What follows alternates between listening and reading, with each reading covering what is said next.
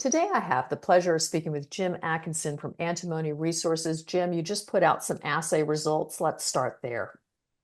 Yeah, these are results from our sampling of some trenching that we've done on one of the new zones that we have. We're pretty excited about these new zones because they really have not been explored. One of them, which we call the Marcus zone, wasn't even known before we discovered it this winter. So the reason we're excited about this is because, yeah, we know what we have in the main zone. We've been drilling it. We've been getting good results. But the interesting thing about these new zones is that these have not been explored. These are zones of antimony mineralization in the form of stibnite right at surface, which we've uncovered in our trenching. And we will start drilling on those. In fact, we have started drilling on one already. And these have potential to expand the whole project.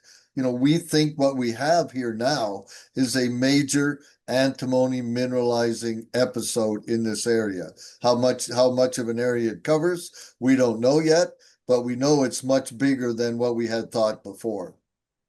In the investor talk this morning, one of the investors was actually very impressed with, I think you said you're preparing to do 18,000 meters of drilling. Is that correct? That's correct. Yes, that's our next program will be 18,000, give or take. And of course, there were some shareholders there that were also very interested in the milestones you have to achieve towards getting the resource that you're targeting. Can you go through those steps with our audience, please? Yeah, so the steps towards getting a resource is to make sure that we have drill hole spacing, in other words, the distance between the drill hole intersections that are sufficiently close together so that the consultant that's going to prepare the resource can convince themselves that they're able to join up zones from drill hole to drill hole. Now, what this means is that, you know, if you have your drill holes, let's say 100 meters apart, they may not be so confident that one intersection you have in one drill hole joins up with another intersection in another drill hole. So what we've done is we've done a spacing that's much closer than 50 meters, and we think that's sufficient. Our consultant company that will end up doing the resource for us have been working with us, and they also think that that's going to be sufficient. We won't really know until the model gets finished, but we think that's going to be sufficient. So that's a milestone that we've achieved already. We've already, we think, have the spacing. The other milestones that you have to do, and these are pretty mundane things, but you have to do them for a resource, is that you have to be able to track things like your samples. For instance, the samples come out of the drill.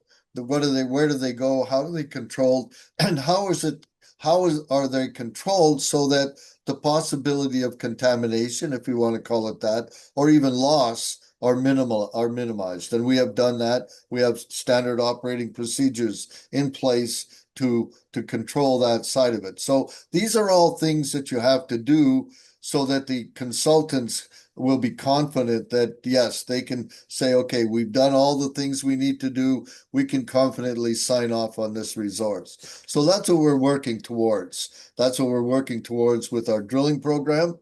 And that's what we're working towards with the processes and the operating procedures that we put in place. I mean, simple mundane things like having a fence around your sample processing facility with a gate that's locked. So to make sure that no one gets in there that shouldn't be looking at the core, touching, dealing, all of those things. And let's be honest, those kind of things are much more important in gold mineralization than they are in antimony mineralization, but there's still important aspects that have to be covered off. So I think our next big milestone will be our resource. However, what we're really excited about are these new zones, because as you saw in the assay results that we put out from what we call the South Zone, these were 38 grab samples that averaged 19.5% antimony. One sample was 44%.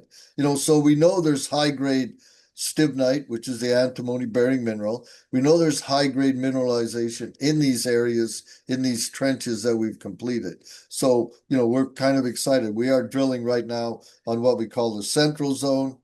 This is the closest of the new zones to the existing mineralization, which we call the main zone. It's only about 150 meters away from our last most southern drill hole on the main zone. And we really think the two zones are actually connected. And if that shows to be true, then we can expand our mineralization almost over 200 to 300 meters farther south. And that would give us almost 1.5 kilometers of mineralization. And where high grade zones sit in that is something that we'll have to work out. But we're pretty excited about. The other zone that we're interested in is about 900 meters farther south. And we think, like I said, we have a large antimony mineralizing episode here, and we just don't know how big it is yet. We were discussing earlier some of the competitive elements of Antimony Resources, and you were explaining that this is probably the best, just self-directed antimony company in the world. Can you tell us a little bit more about these competitive elements? Well, the one and the major competitive thing that people need to understand is that every other antimony project that people talk about is actually a gold mine. And it's true, gold and antimony are often associated, but what happens on the antimony side is that if it's a gold mine, the antimony content is usually quite low. Take a look at Perpetua. Everybody talks about Perpetua, the stibnite deposit they have in Idaho. The average of the antimony mineralization in that project is 0.06%. We're 100 times higher than that. So that's kind of what we're looking at. Some of the ones in Australia, which actually produce antimony from their gold mines, they average between 0.2 and 1.5% antimony. Now, if you're a gold mine, that's a really nice, sort of sweetener to have. But if you're interested in antimony, then this is the only antimony project that is pure antimony, actually, certainly in North America and probably in the world. Well, speaking of that, governments are definitely eyeing antimony resources and are trying to understand why antimony is such a significant critical mineral. I noticed you had the Minister of Natural Resources for New Brunswick just visited your site recently. Is that correct? That's correct, yeah. The Honorable John Herron, the Minister of Natural Resources, was there. He came with the Assistant Deputy Minister, who's a man that we talk to all the time, and the Director of Resource Development, as well as the Senior Geologist. And I would mention that Senior Geologist, her name is Kay Thorne, she was actually the geologist that first discovered this project back when she was doing field mapping in 2005. So she was quite interested to see what has happened since then. And of course, a lot has happened, right? So yeah, I think they were very supportive. As you saw, we put out a bit of a release from them. They talked about how New Brunswick is really supportive of mining. They're trying to become Canada's premier mining location. But they also mentioned antimony and the importance of the antimony projects to the potential future of New Brunswick. So we were pretty happy to have them. We took them out to the site. They had a look around. The site it's actually very impressive. There's nice roads everywhere. The bush has been cleared. The trees have been dealt with, and the trees have all been properly cut down and turned into logs so that they can be sent to the mill. It's really a really neat site.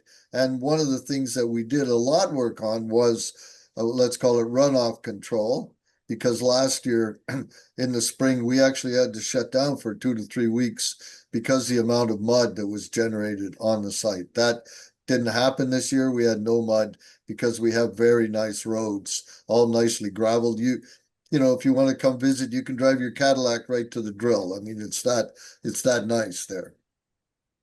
So for those of you interested in keeping up with what's happening with Antimony Resources, please go to the following website. Thank you so much for the update, Jim. We appreciate it.